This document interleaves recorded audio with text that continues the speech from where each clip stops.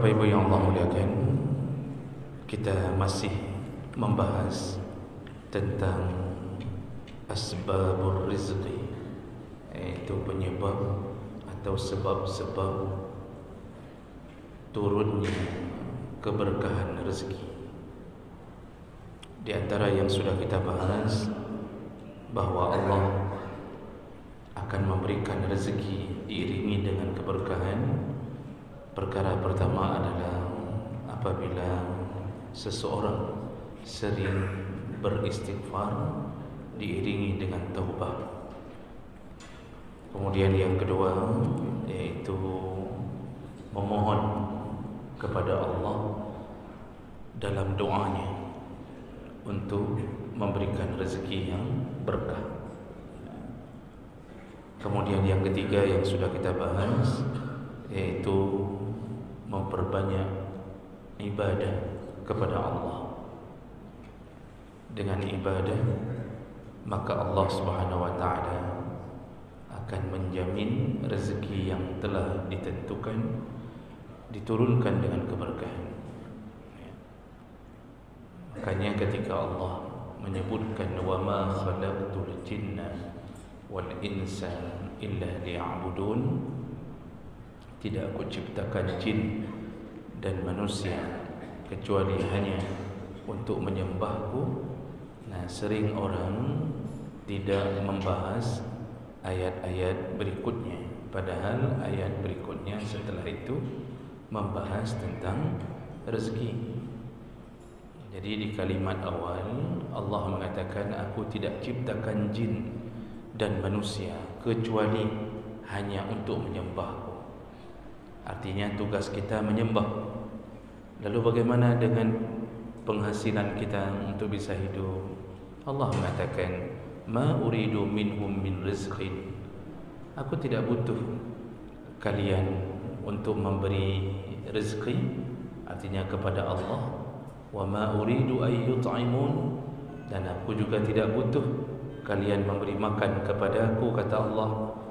Innallaha huwar razzaqu dzul quwwatil matin, karena sesungguhnya Allah lah yang memberi rezeki. Jadi maksud Allah, kalau engkau betul-betul beribadah kepada Allah, maka Allah lah yang akan melimpahkan rezeki kepadamu. Hari ini kan orang sudah sibuk dengan mencari rezeki sehingga melupakan ibadah. Padahal ibadah adalah jalan untuk mendapatkan rezeki. Kenyanan jina orang sudah tidak tahu lagi tujuan hidup. Dipikir hidup ini untuk mencari akreditasi. Dipikir hidup ini sekarang hanya untuk sertifikasi. Padahal hidup kita untuk ibadah. Jadi semua apa yang kita dapatkan dari Allah, bawalah ke ibadah. Begitu yang telah kita jelaskan. Dan yang terakhir yang kita jelaskan adalah zikrullah azza wa jalla. Mau rezeki itu diberkahi Allah, dipelihara dan membuat kita semakin dekat dengannya, perbanyaklah berzikir kepada Allah. Dan itu sudah kita bacakan hadisnya, bahawa nanti di hari kiamat Allah Subhanahu wa taala mengatakan, mohon maaf, Nabi Nuh alaihi salam mengatakan kepada anaknya, yaitu nasihat bahawa jangan melupakan zikir, menyebut Allah, terutama kalimah la ilaha illallah, karena kalimah itu selain memperberat timbangan, sampai kata Nabi Nuh, seandainya langit dan bumi diletakkan di timbangan yang sebelah, lalu diletakkan kalimah zikir la ilaha illallah di sebelah timbangan yang lain, maka kalimah itu akan lebih berat, lebih tinggi daripada langit dan bumi. Lalu di ujung hadis Nabi Nuh mengatakan, wa biha yurzaqu kulla syai'. Ketahuilah bahawa dengan zikir itulah Allah memberi rezeki kepada semua hamba. Maka makin banyak kita menyebut-nyebut Allah, maka makin banyak limpahan rezeki yang berkah. Makanya orang berzikir itu mulutnya berzikir, tapi Allah sedang mengatur kehidupan yang baik untuknya. Nah, ini yang terakhir kita bahas minggu yang lalu. Jadi setiap pertemuan kita ulang dulu sekitar 5 menit, karena mengingat bahawa sifat manusia kadang-kadang lancar kaji, lancar ulang baru dikaji, lancar kaji karena diulang. Ada yang sudah 25 tahun ikut pengajian, kadang-kadang kalau tidak ada ulang-ulang tidak tahu apa-apa. Maka perlu diulang. Baik, kita lanjutkan. Apa saja lagi penyebab Allah turunkan keberkahan pada rezeki kita? Jadi dari awal kita membahasakan keberkahan, karena kalau jumlah rezeki itu telah ditentukan di Lauhul Mahfuz dan telah ditanam ke dalam darah kita semenjak 120 hari dalam kandungan. Itu kalau jumlahnya. Orang kafir dapat, mukmin dapat, yang ahli masjid dapat, pencuri pun dapat. Jadi menyewa rezeki Allah tidak peduli mau kafir, pencuri, perampok, begal, tetap rezekinya telah ditentukan oleh Allah. Selama dia hidup, dia bernyawa, maka rezeki itu selalu disesuaikan dengan ajal. Belum datang ajal, tetap wajib bagi Allah beri rezeki. Yang membedakan apa? Keberkahannya. Makanya dari awal kita ingin mengetahui penyebab rezeki itu menjadi berkah. Saya ulang dulu Bapak Ibu yang Allah muliakan, apa itu barakah? Barakah itu banyaknya kebaikan. Jadi ciri-ciri kalau rezeki berkah, dengan rezeki itu malah kita lebih dekat dengan Allah. Itu ciri-ciri berkah. Jadi berkah itu bukan lepeng, bukan banyaknya wang.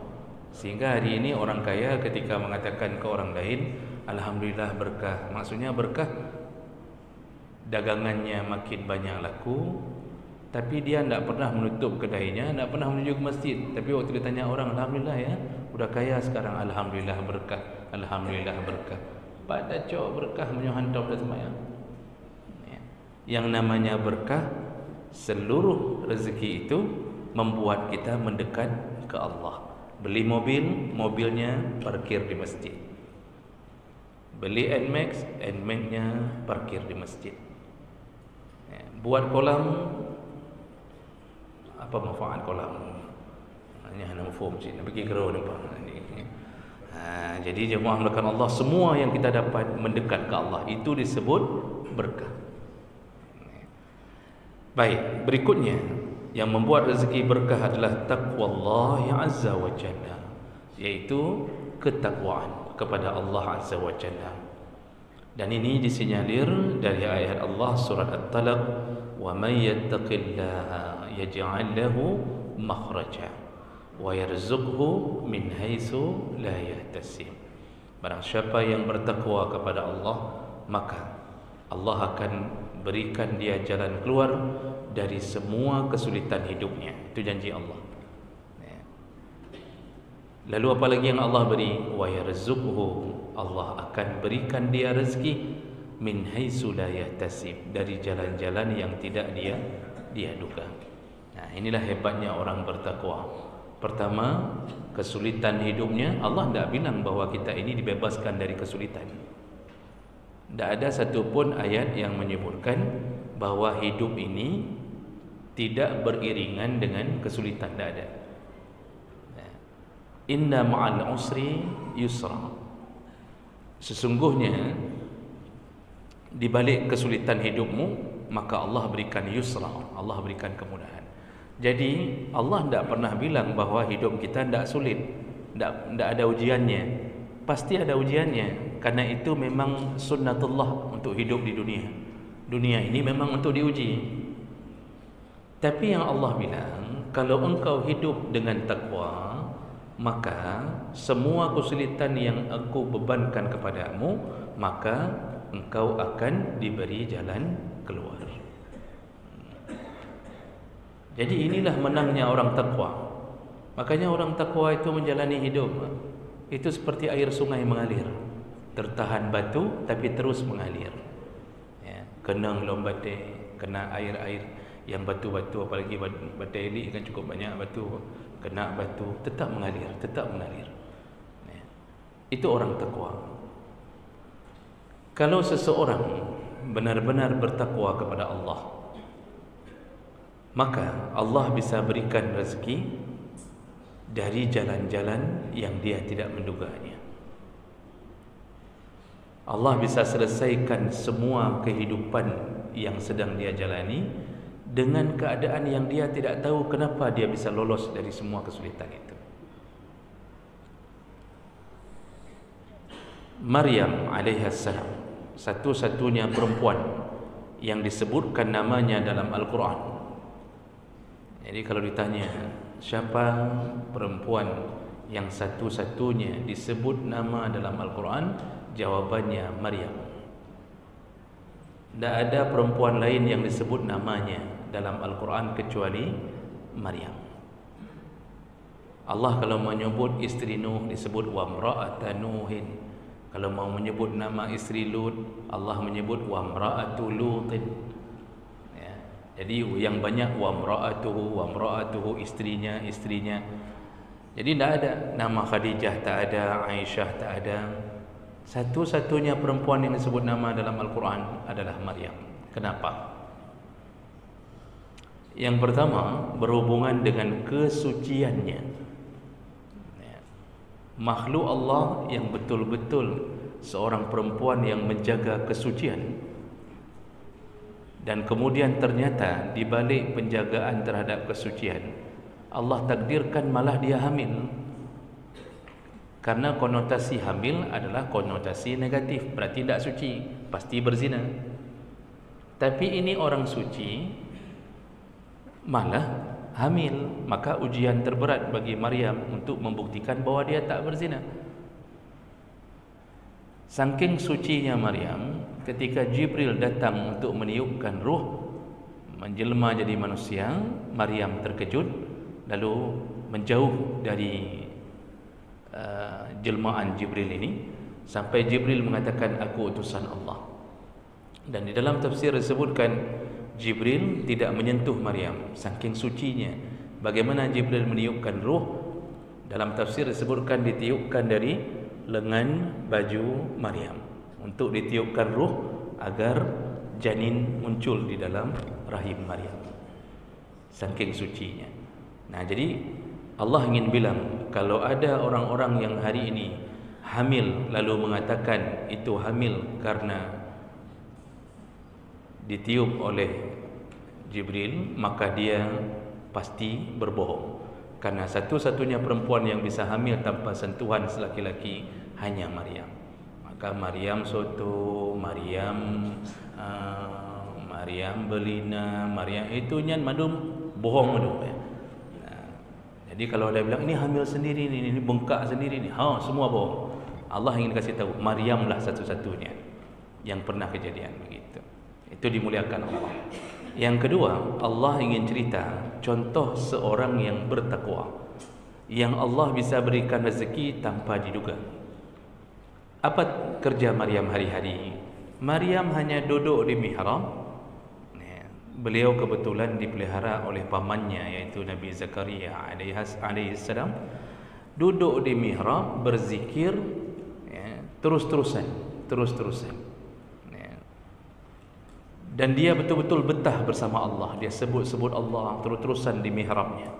Jadi sampai Allah muliakan dia, dikirimkan makanan dari surga. Ketika Nabi Zakaria datang mengantarkan makanan kepada Maryam, Nabi Zakaria melihat ada buah-buahan yang sudah lengkap di dalam kamar, di dalam mihrab tersebut. Nabi Zakaria bertanya, "Anna laki hadza?" Dari mana ini datangnya? Lalu Maryam menjawab, dari Tuhan, dari Allah. Allah bisa memberi kepada siapapun yang diinginkan. Nah, ini contoh takwa. Jadi orang takwa itu Allah bisa beri rezeki walaupun harus menerobos ke dalam rumahnya. Apa itu takwa? Sepakat para ulama mengatakan takwa adalah imtisalu awamirillah wajtinabu nawahihi sirran wa alaniyah. Takwa adalah mentaati semua perintah Allah, meninggalkan semua larangannya, baik dalam sir ataupun alaniyah, baik dalam terang atau gelap. Kalau bahasa kita, kalau dalam bahasa Arabnya baik dalam gelap maupun terang. Jadi bahasa Arab ni penyebutan-penyebutan tertentu terbalik dengan penyebutan kebiasaan kita. Kalau kita sering menyebut siang malam, kedai kopi siang malam, bus siang malam. Kalau kita sebut kamu siang malam kerja, ya, tidak pernah kita sebut kamu malam siang, ya. Makanya tidak ada kedai kopi malam siang, tak ada. Itu kebiasaan kita. Orang Arab tak menyebutkan siang malam, tapi menyebutkannya malam siang. Lailan wa nahara, lailan wa nahara. Begitu model penyebutan. Makanya kalau disebut sirran wa alaniyah, kalau kita artikan secara bahasa, dalam gelap dan dalam terang. Tapi kalau bahasa kita, baik dalam terang-terangan ataupun di dalam kesunyian atau gelap. Makanya itu orang takwa. Di depan orang dia takwa, di saat di rumahnya sendiri dia pun takwa. Dia takut melakukan maksiat walaupun dia telah mengunci pintu kamarnya. Dia takut melakukan maksiat walaupun dia pergi ke tempat yang mungkin tak dikenal oleh orang lain. Nah, itu takwa. Jadi tidak ada sifat nifaq, sifat munafik. Karena ada sebahagian takwa duduk semami, begitu ke medan hilang takwanya. Duduk semami cukup takwa, masya-Allah, ke masjid, kain sarung, pakai kopiah. Kemudian pokoknya dikenal orang, masya-Allah bapak tu ahli jamaah, bapak tu masya-Allah, masya-Allah. Begitu ke medan melihat paha ayam di mana-mana, hancur takwanya.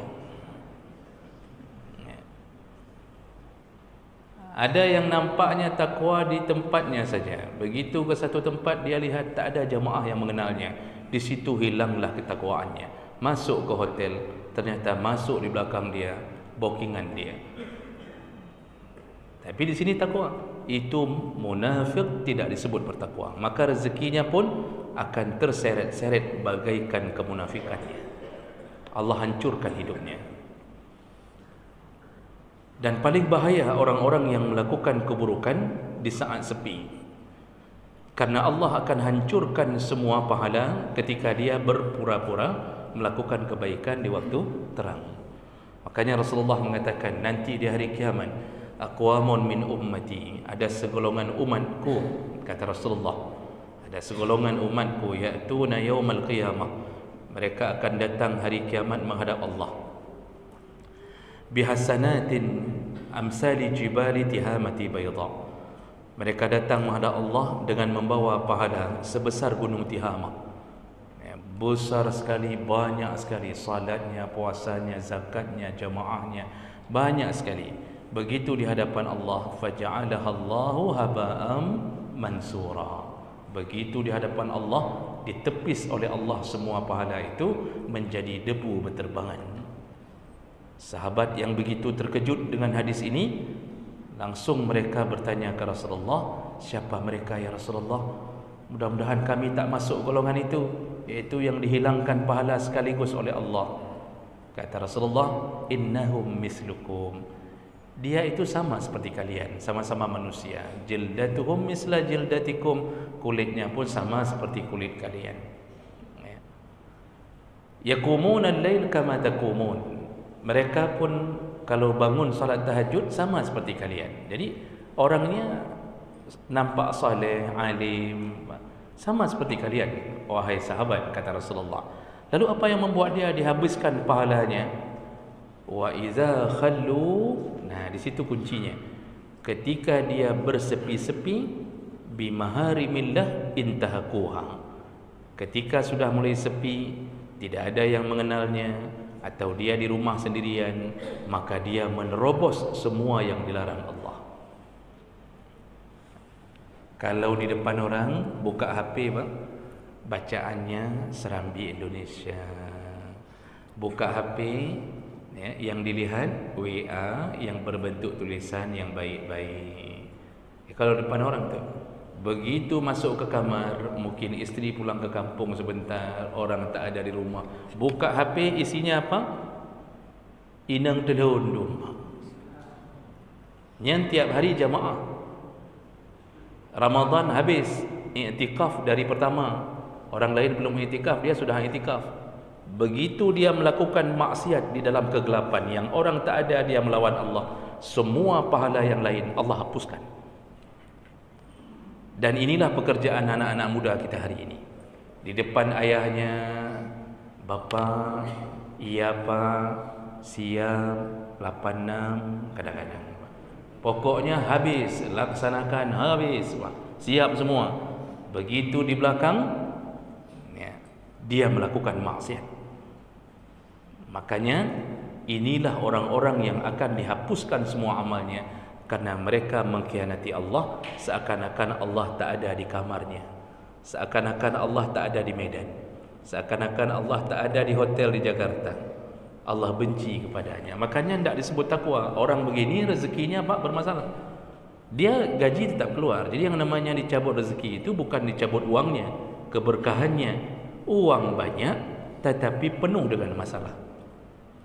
Dan uang itu tidak membuat dia dekat sama Allah, malah dia berfoya-foya, pindah dari satu kedai kopi ke kedai kopi yang lain. Akibat apa? Dia habiskan uangnya dengan keadaan tidak pernah diberikan izin oleh Allah untuk mendekat kepadanya. Ini kalau tidak takwa. Berbeda dengan orang takwa. Orang takwa itu dalam duduknya pun mengingat Allah siang dan malam. Dia tak pernah, dia berusaha untuk menghindar dari dosa, maka Allah hantarkan rezeki yang berlimpah. Bapak Ibu yang Allah muliakan, makanya Allah Subhanahu wa taala menyebutkan, walau anna ahlal qura, seandainya satu penduduk negeri, seandainya satu penduduk negeri, kata Allah, ya, apakah Indonesia atau Lok Semawi, amanu wattaqau, semuanya beriman, semua bertakwa. Sudah beriman, takwa. Karena ada orang beriman tidak takwa, iman saja tapi tetap melanggar. Iman ada tapi tetap melanggar, berarti tidak takwa. Kata Allah, janji Allah, kalau satu penduduk negeri sesudah beriman lalu mereka bertakwa, lafatahna alaihim barakatim minas sama, maka kami pasti membukakan mereka pintu-pintu keberkahan dari langit. Wal ardi, bukan hanya dari langit tapi juga dari bumi. Jadi maksudnya Allah berikan rezeki yang tak terhingga. Dari langit diturunkan rezeki, dari bawah diturunkan rezeki. Makanya penduduk satu negeri kalau mau tidak diazab oleh Allah, itu bukan dengan membangun infrastruktur. Dia urung-urungnya untuk menghindari azab Allah, infrastruktur dikejar. Jadi buat ini, buat bendungan supaya tidak banjir, buat nanam pohon mangrove supaya tidak tsunami, ini dan itu. Jadi tidak boleh tebang pohon, tapi tak salat. Yang tanam pohon rame-rame pun salat duhur tidak apa. Program menanam 1000 pohon, dari jam 9 ditanam sampai asar, tidak ada satu pun yang salat duhur. Berharap apa? Supaya negeri ini bertambah asri, bertambah bagus. Ini menghindari reboisasi. Kok reboisasi? Ibrahim apa? Pokoknya sisilah pak, macam-macam kan. Tapi tak takwa, itu dihantam oleh Allah. Jangankan masalah-masalah yang dibuat, hancur semua dalam sekejap. Mau aman, takwa, tidak ada jalan lain. Seharusnya wali kota, gubernur itu memikirkan untuk menjaga kota dengan ketakwaan. Jadi tanging program pejabat kan masalah takwa, Pak. Program pejabat semuanya masalah-masalah infrastruktur. Yang urang di dalam negeri bertambah maksiat, yang sabu, narkoba, tidak akan habis selama tak takwa. Orang rezeki susah dapat. Akibat apa? Meninggalkan Allah Subhanahu wa taala. Inilah ciri khas orang yang bertakwa. Jadi betul-betul dipelihara oleh Allah Subhanahu wa taala. Nah, sebagai penutup untuk judul ini, ada hadis Nabi sallallahu alaihi wasallam. Ketika seseorang sedang berjalan di padang pasir, tiba-tiba namanya tiba-tiba di balik awan disebutlah sebuah nama oleh malaikat, artinya nama disebut dengan suara yang gaib, didengar oleh anak muda ini. Suara itu mengatakan, bawalah awan. Sekarang awan bawa ke kebun fulan, disebut nama. Bawa awan ini ke kebun fulan, turunkan hujan di sana. Kata suara itu. Ini hadis riwayat Muslim dengan derajat yang sahih. Nabi cerita. Lalu pemuda ini heran mendengarkan suara, bawalah awan, bawa ke kebun fulan. Langsung dia mengikuti awan itu ke mana? Ternyata awan itu berhenti di satu kebun, betul-betul hujan hanya di kebun itu saja. Hanya di kebun itu saja. Tidak ada hujan di tempat lain, Pak. Hanya debit dari pagar membaca debit. Dan dilihatlah seseorang keluar dari kebun sedang mengalirkan air ke bedeng-bedeng tanamannya, Pak. Lalu dipanggillah oleh pemuda ini. Dia bertanya, "Bapak, siapa nama bapak?"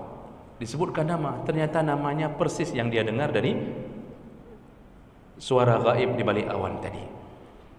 Lalu dia mengatakan, "Ku dengarkan namamu disebut, dan lalu ku dengarkan ada yang mengatakan, bawalah awan ke kebunmu saja.